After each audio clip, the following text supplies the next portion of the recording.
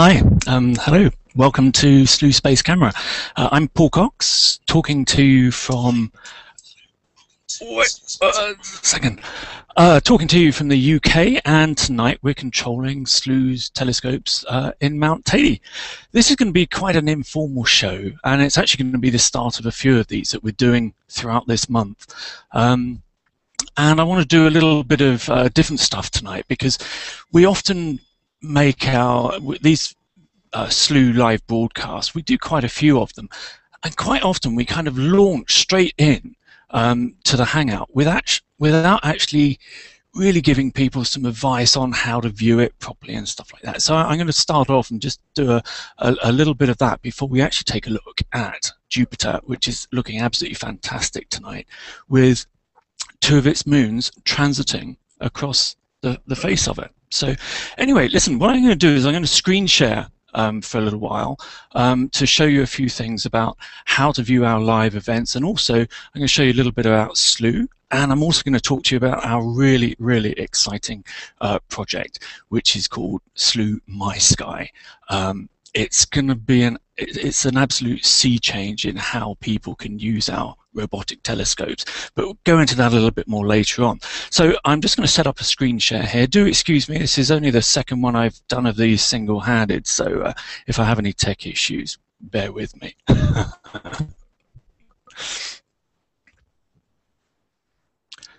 So there might be a little bit of a time lag between what you see and what I'm saying, but what you're looking at is hopefully the Slooh homepage, and that's where our live events reside. But they also reside in a live Slooh on-air Hangout, a Google Plus Hangout. So some people might be watching on there. Now, the first thing I'm going to recommend is that you always watch Slooh live events from the homepage, because it's the homepage where you get the live feeds in full quality from the telescopes, and those telescopes can be our own at our own observatories or our partner observatories. If you saw yesterday's Blue Moon event, you will have seen the stunning images that we had from Arizona with Matt Francis down there. But anyway, I'm going to assume for the moment that you're going to be listening to the show now on the Slooh homepage, and that's what I'm sharing into the Hangout as well. So if you are looking at the Hangout, this is why I'm doing it in this way and sharing the screen. So here is Slooh's homepage. Now, what we normally show in here are repeats of previous shows, and we show some fantastic members' images and stuff like that. But when a show goes live, what's showing in this big circle at the top is the live feeds from the telescopes, and you can see at the top of it, it says, this particular one says T2 High Mag telescope. So that's our Tenerife, our Canary Islands High Mag telescope, and what you're seeing in there at the moment is the gas giant Jupiter, looking resplendent at the moment, and you can just see, in fact we're just getting it here, I'm putting my arrow there so you can see it. It's about 7 o'clock, I guess, 7 or 8 o'clock on the face of Jupiter. You'll see a little lump, and that actually is the moon Europa, and that's we'll have a look at it a little bit later on. It's got an icy surface, and it's actually thought to be one of the best places to harbour life in the solar system, because scientists, astronomers do believe that there might be a liquid ocean underneath this icy surface. And anyway, just to about half the distance of Jupiter's disk to the right, you'll see another little dot in the sky, and that's Io. Io is a fantastically interesting body. It's the innermost of Jupiter's 4 Galilean moons, so the 4 biggest moons, and it's actually the most volcanically active body in the whole solar system. It's constantly being resurfaced and shooting up these plumes of sulfur and sulfur dioxide 300 miles above its surface, and it comes raining back down onto the surface, and it gives the planet this yellow sulfurous look. But we're going to go into that a little bit later on as well. So back to the interface. So what we're doing up here is, in the portal at the top of what we call the event viewer, is where you see the live telescope feeds. If you scroll down the page, that's where you actually see the live Hangout. So that's where you see the participants, the guests, the host actually in there, unless they're doing what I'm doing at the moment, which is screen sharing for you. So, and actually just further down the page, we always have running in here 2 embedded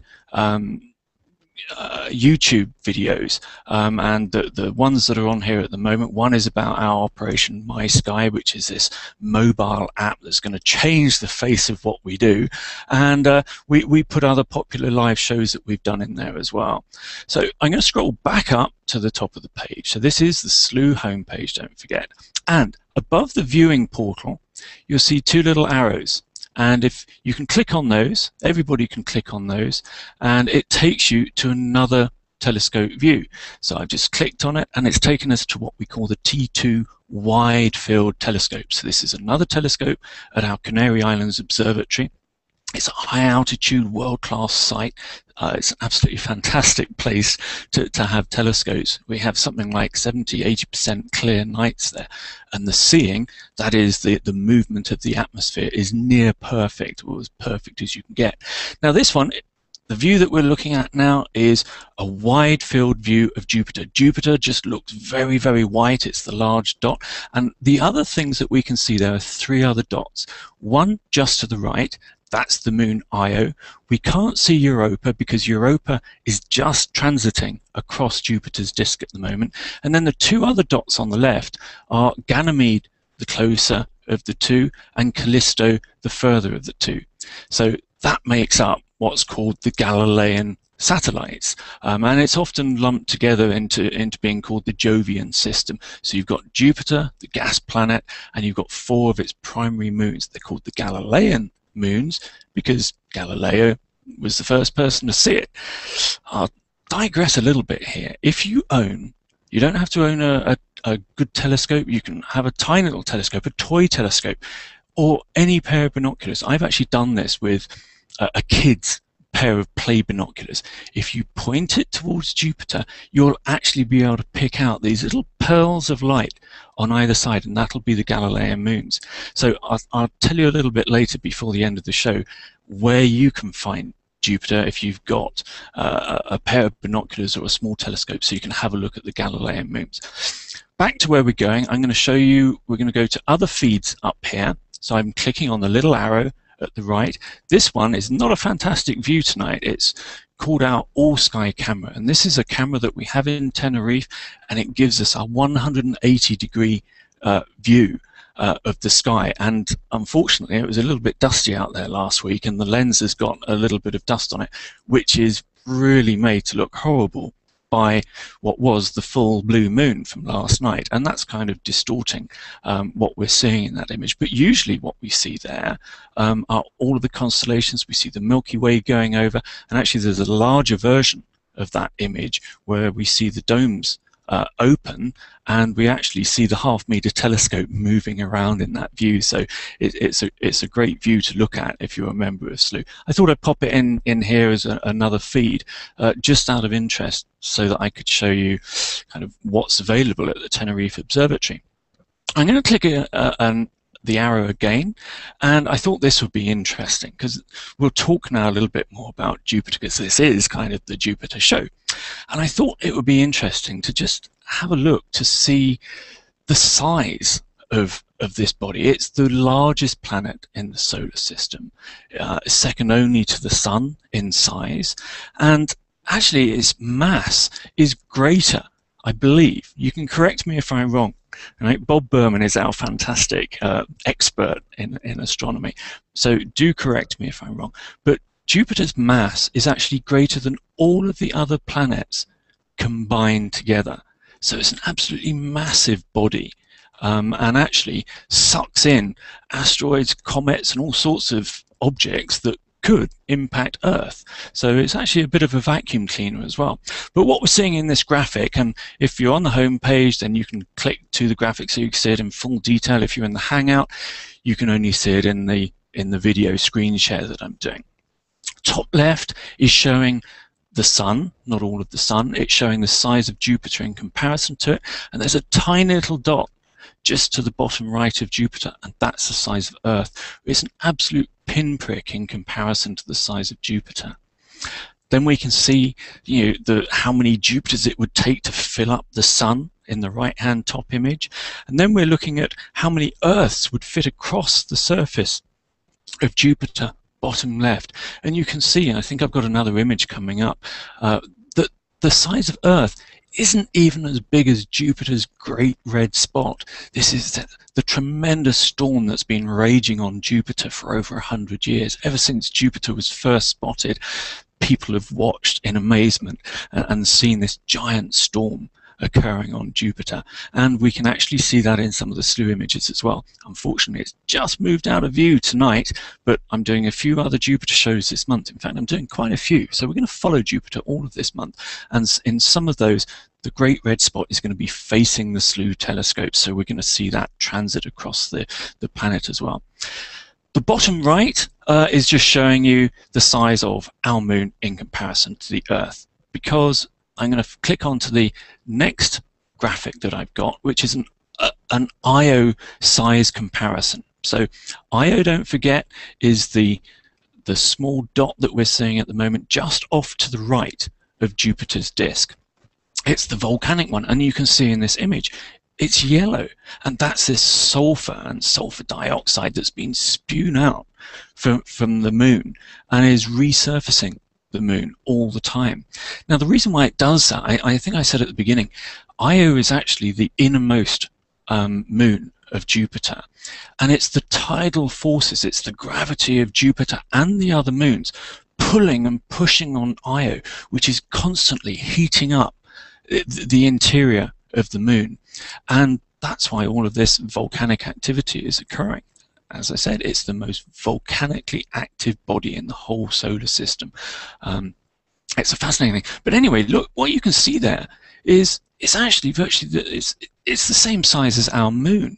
So this thing is really, these Galilean moons are large, and kind of Jupiter almost looks like its own little solar system. And of course it has far more moons than just the 4 main Galilean ones. So that's the size of Io, which is what we're saying. I'm going to click to the next graphic that we've got, and this one is Europa.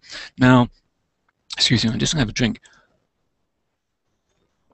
Europa is, we can't see it in the wide field image at the moment or the high magnification view, because it's just going over in front of Jupiter. Now, a little bit earlier, and I think I might have an image from earlier, we actually saw, before both moons went across the face, we saw their shadows, and those are called shadow transits. So just before the moon itself goes across the face of Jupiter, you see its shadow, and those are quite distinct black shadows moving across the face. And all of this, I think one of the reasons why I love Jupiter, and it's one of my favorite objects when I'm looking at the night sky, is it's so dynamic. There's always something happening on Jupiter. Jupiter rotates incredibly quickly, far faster than the Earth. So its days are really short. And actually, we'll have a look at the Slooh telescope image of Jupiter in a minute, and you might think there's something wrong with your monitor because Jupiter doesn't look perfectly round. But it's not perfectly round. It's because it's rotating so quickly that it kind of bulges out in the middle, and that's why Jupiter kind of looks a little bit oval. So that's a size comparison of Europa. And once again, Europa is this fascinating icy world. The close-up photographs from NASA show this cracked and blistered icy surface, which is covered in, it looks like dust has accumulated in these cracks. And it's all of these cracks actually on the surface that some of the Earth scientists looked at those images and thought, well, hold on a sec, this is just like some of the stuff we see at the North and South Poles on Earth when the ice blankets start breaking up, the ice fields start breaking up. And that's why astronomers believe that there's an ocean underneath that icy surface, because that would be the only thing that could account for why the ice is actually moving and breaking up. So once again, you can see these are enormous bodies in comparison to our own moon and Earth. Now, this is an experiment that I've just clicked that little arrow again on the event viewer. So for those of you, once again, if anybody's joined late, if you're on the Slooh home page, we've got the top of the page shows our live views and any graphics we're showing. Down below, you'll see the actual Hangout. And I put this in as a little bit of an experiment today. So if you've clicked now on the Voyager 1 time-lapse, we can actually now show you movies within that live feed. So this is going to be really fantastic for us, because one of the shows I'm going to do in the not too distant future is to show you how you can take images using the Slooh telescopes and turn those into time lapses like this. Now obviously they're not going to be this kind of quality. These were actually some of the best images taken of Jupiter. I think it was in 1976 when Voyager 1, the spacecraft Voyager 1, went out to several of the planets, and Jupiter was on its way, and it took this whole series of images, and then NASA strung them together into this time lapse. So anyway, I threw that in because I just thought it would show just how dynamic a body Jupiter is. And don't forget, if you're interested in taking images of Jupiter, planets, and some other objects as well, but two, you've seen kind of people make time lapses before of Jupiter rotating and the moon's going across the face. I'm actually going to do a show some point over the next couple of weeks where I'll step you through every single stage of gathering the images, and I'll give you some sample images as well so you can actually try it at the same time, and I'll show you how to make one of these time lapses. So anyway, click on the arrow again, and I thought this is more a graphic that I'm going to use on the future Jupiter shows, when we go into, I think, far more detail about Jupiter, the features that are on it, the features that we can see in the Slooh telescopes, as well as more information about the moons and about the space missions that have gone to Jupiter.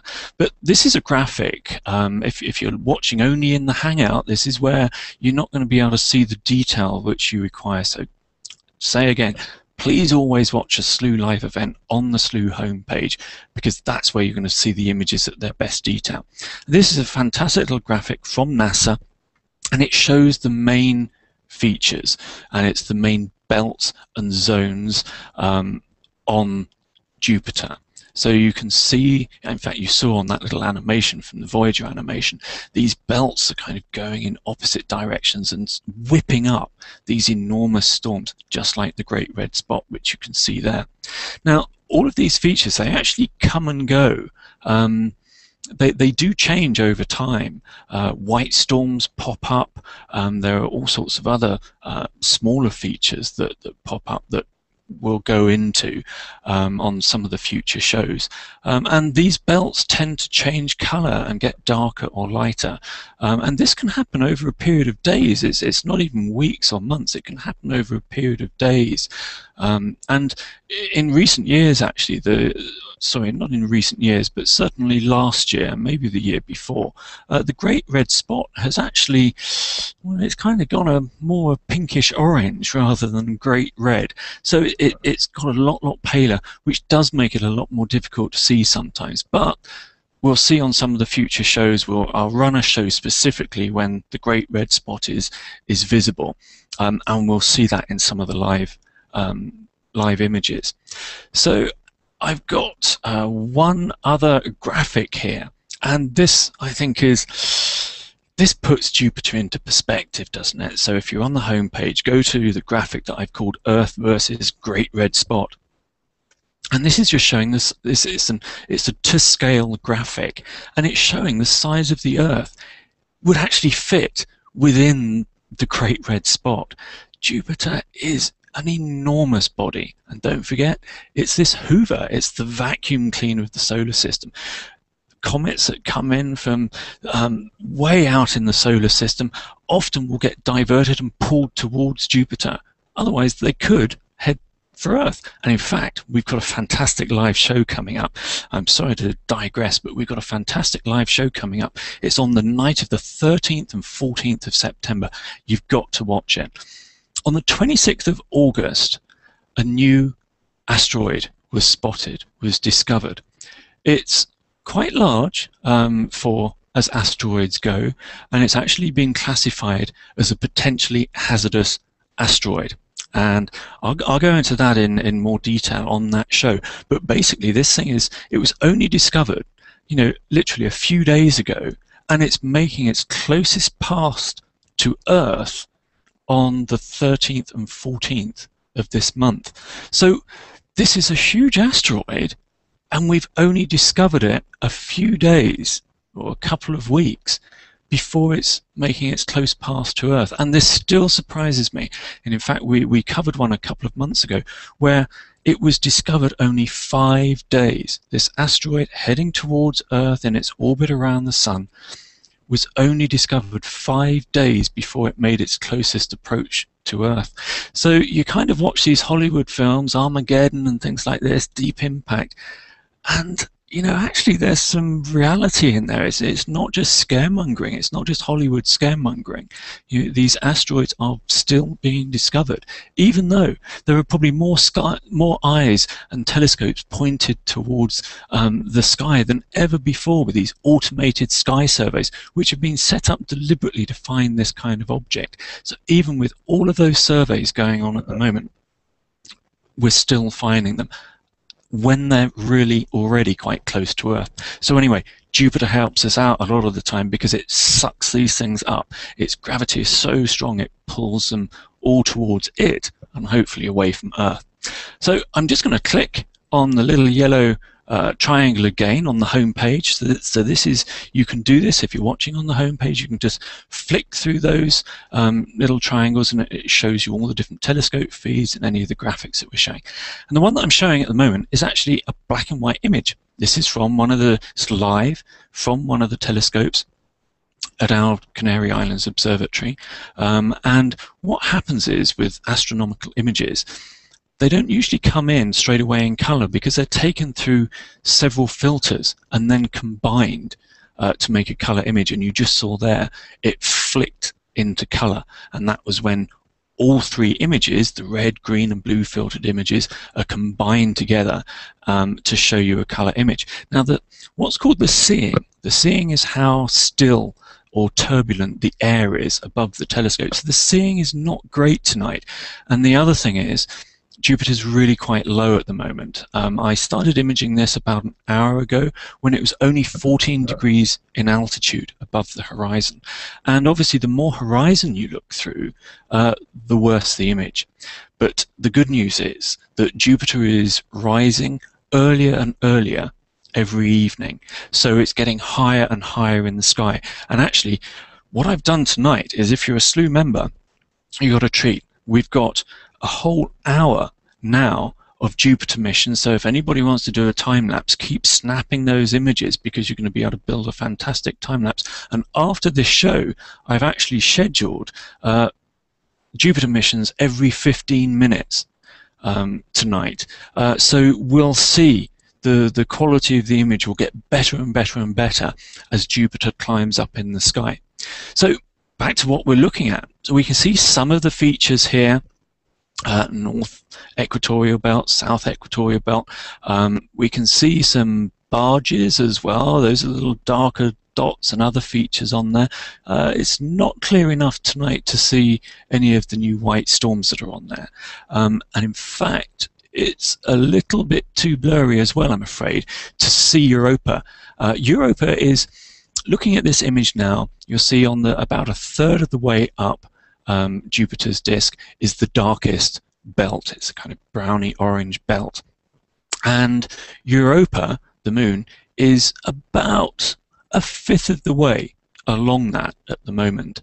In fact, I'll share with you in a second one of the images I took earlier before it was actually starting to transit, and we also see the shadow transit as well.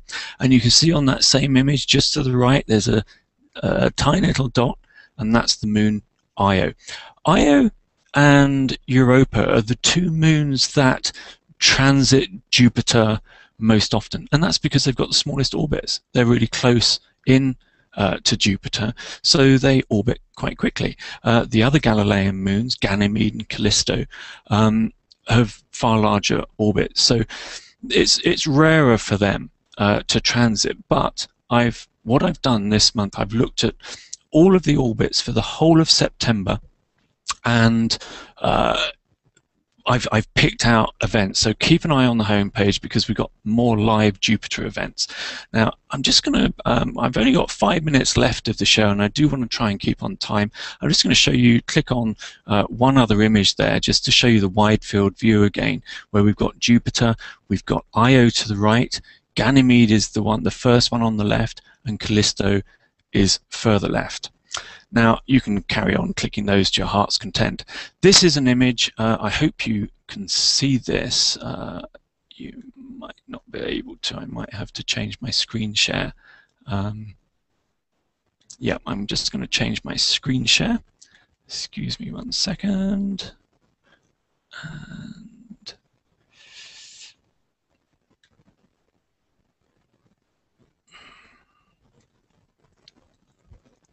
No, I can't unfortunately give you the image that I wanted. Oh, yes, I can.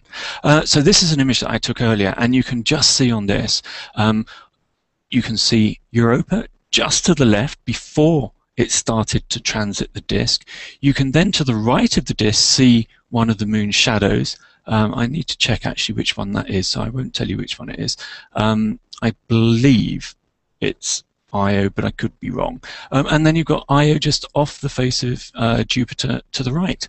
I'm going to change my screen share again and annoy everybody because I just want to talk to you about what we're setting up, our main project that we've got at the moment. And before I go into that, I just want to say thank you to all of the Slooh members. Slooh members pay a subscription to use the Slooh telescopes. The Slooh telescopes that are giving us these images tonight. So, in fact, we will, I think, be able to carry on slightly longer. The live telescope feeds might finish, but I want to show you some other stuff anyway. But Slooh members pay subscriptions to use the Slooh robotic telescopes online, and we're going to show you a bit of that on some of the other shows this month. And it's because of those subscriptions that Slooh can bring you live events like this. And we're really passionate about outreach and bringing astronomy to everybody. And that kind of segues into what I want to just finish off with, and it's Operation My Sky. And I'd ask you, if you enjoy our coverage, if you enjoy what we do, if you're passionate about space and science, then consider joining our campaign, our My Sky campaign. My Sky is a new app that we're launching for mobile devices. It's starting off with iPhone, iPad, and then it's going to be moving on to the Android platform in a phase 2. And it's going to revolutionize how people can explore the universe. I've actually bought an iPad just for this purpose, and I've always resisted buying an iPad. But this app is going to be so brilliant. And if you join the campaign, there's a whole number of ways that you can join with different perks. Just give us a contribution. If you can't afford anything more, give us a contribution of $10. You know, if everybody does that, we're going to be able to launch this and expand what we do, expand our outreach work as well. So it's really quite exciting. But there are other perk levels here that you can go for, which actually give you either Slooh Minute or a full Slooh membership, so you can use the telescopes I've been showing you images from tonight. And don't forget, come back to some of my shows later on this month, because I'm going to show you how we actually use those and stuff like that. If you're working for a technology company, you might like to say to your boss, hey boss, how would you like our company name to be associated and put on a world-class observatory site for a whole year? And that's our top perk, where we'll actually name one of the Slooh observatories after your company for a whole year. But please check this out. It's at slooh.com/mysky. So please check out the campaign and please come and join us if you can. So I think that's about it. That's how I'm going to wrap up. I'm just going to leave you actually with one view in my screen share, which is actually the interface, or one part of the interface that Slooh members use. So what they've been doing is they've been scheduling missions up here. You can see Dave here has got a mission in there, and I can just click on that button, and I need to reshare my screen, I'm afraid, to show you that, but it opens up the place where people view all of the Slooh missions live. So anyway, I'm Paul Cox. This has been Slooh Space Camera. Please consider joining our big campaign, MySky. If you can't afford much, then please just donate $10 for us. But also, if you enjoy what you see and you enjoy exploring space, then think about taking one of the perks that gives you a full Slooh membership. And you can control these world-class telescopes at a world-class site in the Canary Islands. So anyway, thank you for joining me. I don't know how many of you have. By the way, if you've got any questions, I haven't managed to be, I can't monitor any questions that come in during the show, but write to me, email me at coxy, that's C-O-X-Y, @slooh.com. Right? Email me at that address, any questions, and I'll answer them, or try to answer them, on the next Jupiter show. If you've got any other queries actually about Slooh, then always feel free to email me at that address. So thank you very much, and good night.